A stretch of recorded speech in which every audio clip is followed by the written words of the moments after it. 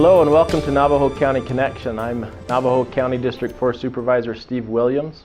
Thank you for joining us today. It's August, and while we're still in the summer season, we're transitioning from summer break and kids going back to school.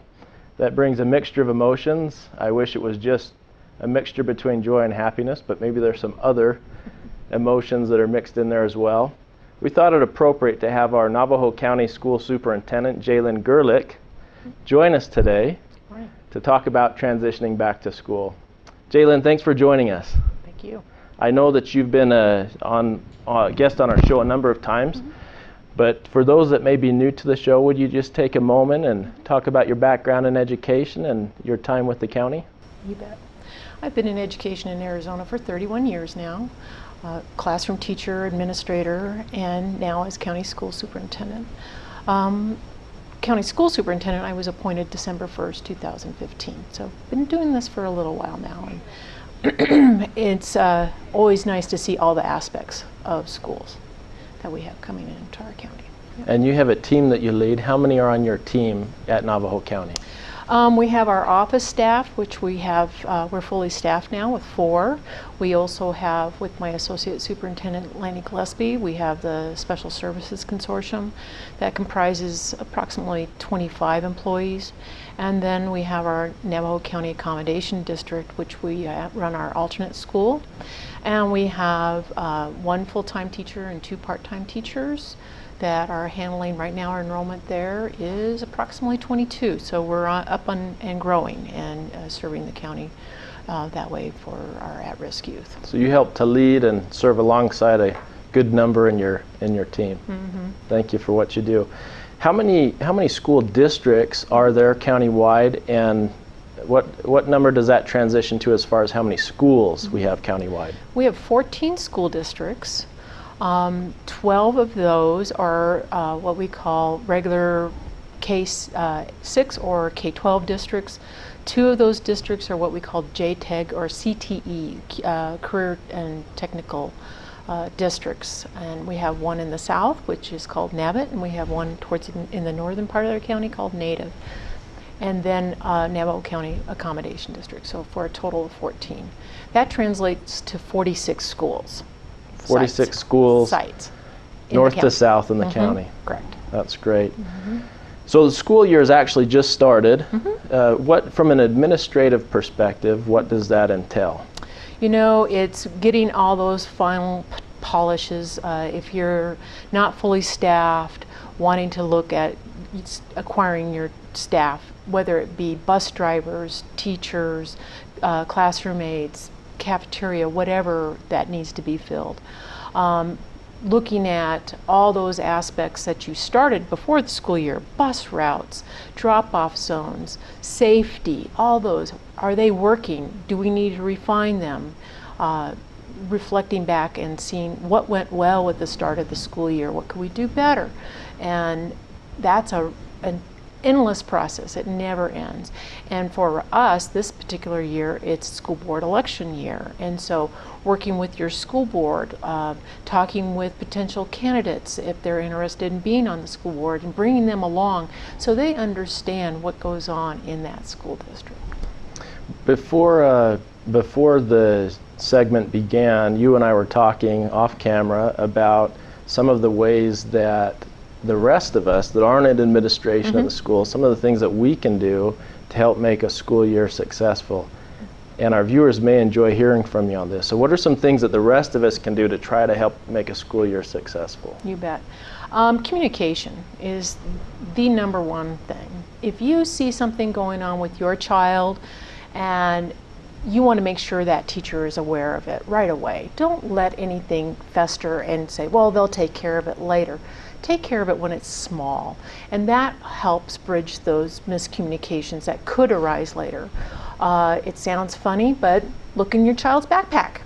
There's things in there, and they need to know that your child knows that you're going to be looking in their backpack for notes or anything that needs to be happening. The funniest thing with homework is sometimes it gets to the backpack, but it never gets from the backpack to the classroom, and making sure. So did you turn in your homework? We know you did the homework, but did you actually turn that in? Communicating with your teacher any unique characteristics of your child. For example, I knew a parent that had to talk with a teacher.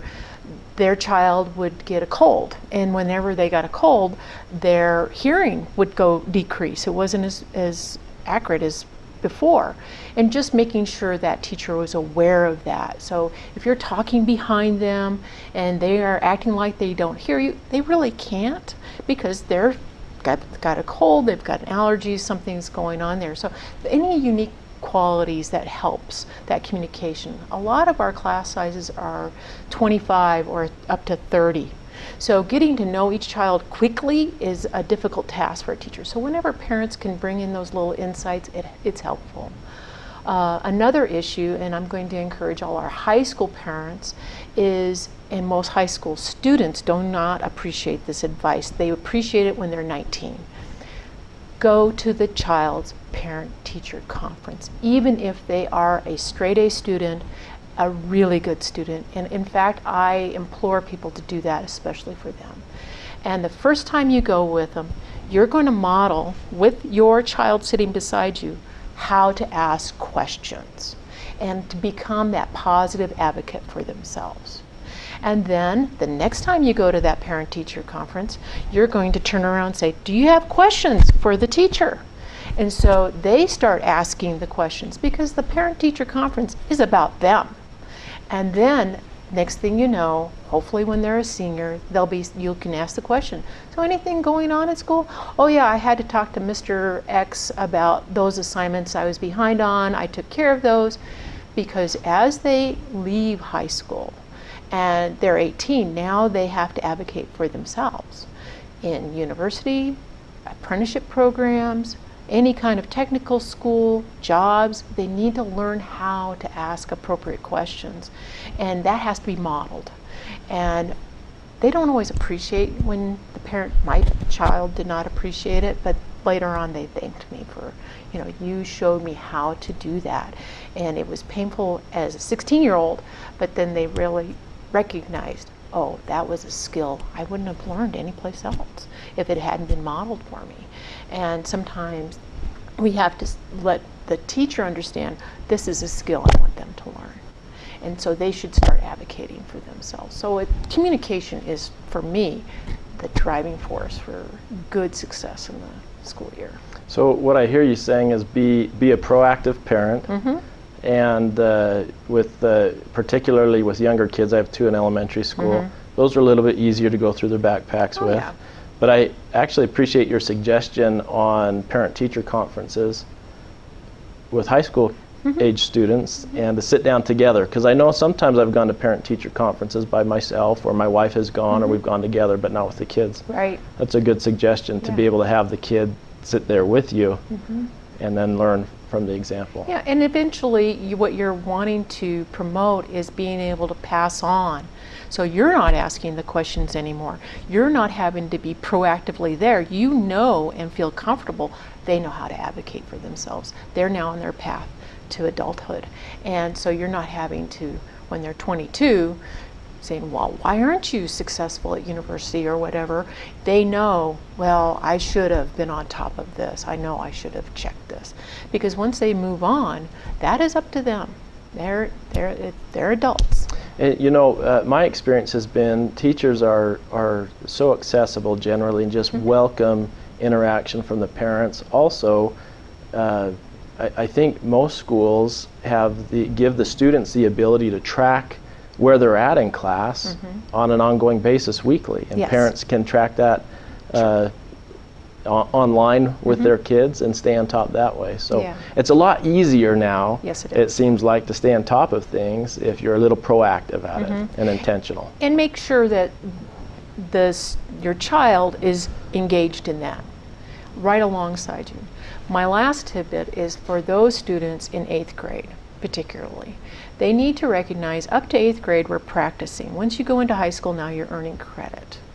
And so if you miss a few extra days in 8th grade, it's not a good thing, but it's not like at high school where you can now lose credit. So 8th graders need to be recognizing you're practicing for high school. So this is very important that you have good habits in 8th grade to be able to success in 9th grade. So I made a mistake once. I told one of my kids that's now in high school, while they were in junior high, that the only grades that really count for college is high school. Well, he took that to mean, oh, I can take a break. So kids that are watching, plug your ears. You parents, don't make the same mistake I made. But helping kids learn good study habits. While they're in elementary school and junior high, and that'll help them into high school and on beyond. Absolutely. Yeah. Good routines and good habits. Play in. Learn from my mistake. Good. It's okay. Where can our viewers go if they want to learn more about the schools in Navajo County or have questions? Each school district has a website that they can access, and they can go to my website that's on the Navajo County under Superintendent of Schools, and we have a listing of school districts and school board members. But if you are actively wanting to find out more about a particular school district, the best way is to go directly to that school district site and access it there. You can go into the Arizona Department of Education website, but that's a much larger venue and not as focused particularly. But their districts are now obligated to post more on their website for information, test scores for their school, those kinds of things. Budget obligations now have to be posted on their particular website. So if a viewer doesn't know the particular web address for a school district, they can do a Google search for that school district or go onto the county website, which is? It's under Navajo County, and then as part of the department's Superintendent of Schools, and then off on the left-hand bar you'll see a list, and there'll be a list of school districts. And you can find a link to it there. You Great. bet. Okay. You bet. What else? Anything else you want to cover? It's an exciting time for schools. We see a lot of interest in STEM. We see a lot of interest in civics education, and we know that reading and mathematics are important. I always tell people reading and mathematics are tools that access to these other areas. So if your child's interested in social studies or science or technology, whatever, encourage them to read about those subjects and to use their mathematics in those subjects, because now those subjects become alive. Because you're reluctant readers, oh, I don't want to read another tale about whatever, but if they can learn about rockets, they'll read way above their grade level if it's something that excites them. So I highly encourage to use those interests to drive that reading. And yes, still reading to your child's important every single day, 15 to 30 minutes. It's the #1 success markers for those kids who do read well, is they've been read to and they are reading now on their own at least that amount of time. That's critical. Well, Jayln, I know that you're passionate about what you do, what you and your team do, and I appreciate all that you do for us here in Navajo County. Thank you for taking the time to be with us. And stay with us. In our next segment, we'll meet with our county emergency manager to recap fire season and talk about the focus going forward into the fall.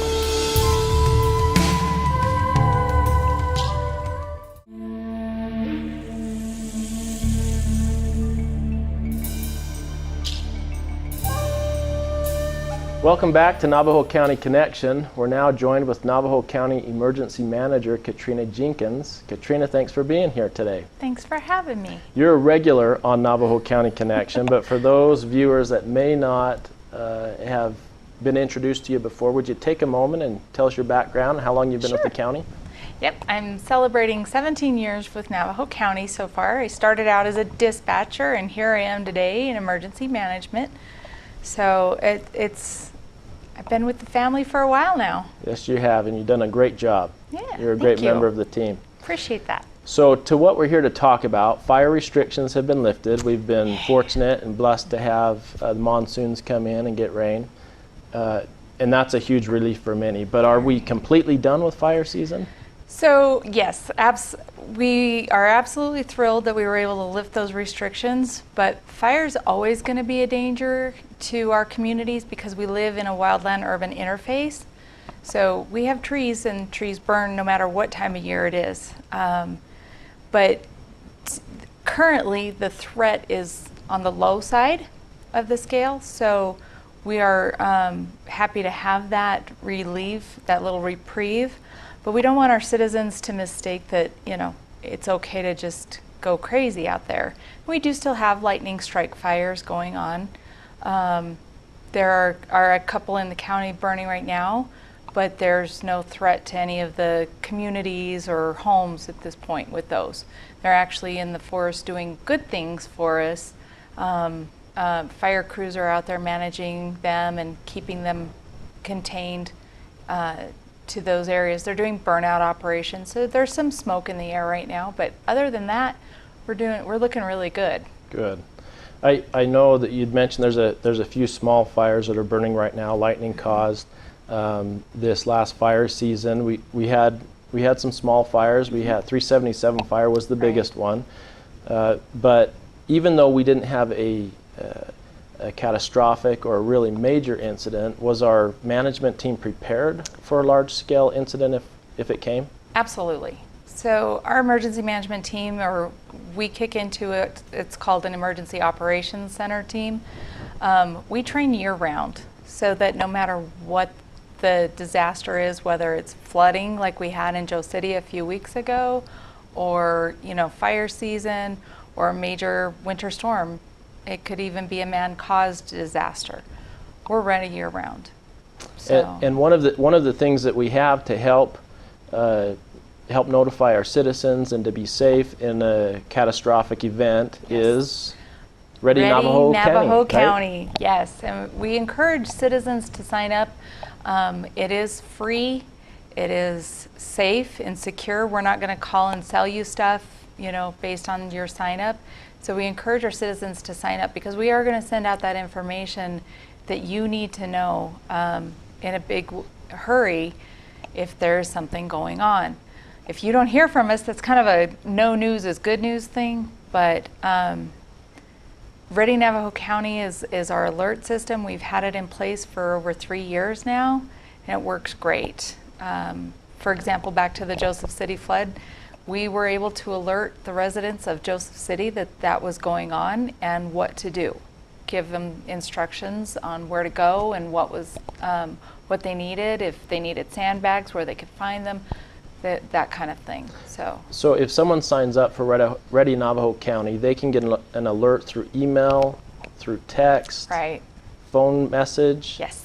And how would they sign up for that if they're not already signed up? So they can go to our website, navajocountyaz.gov, and there is a quick link down at the bottom corner of the front home page, or they can call me at my office, 928-524-4163, and I will happily help anyone that doesn't have an internet connection or smartphone, capable phone.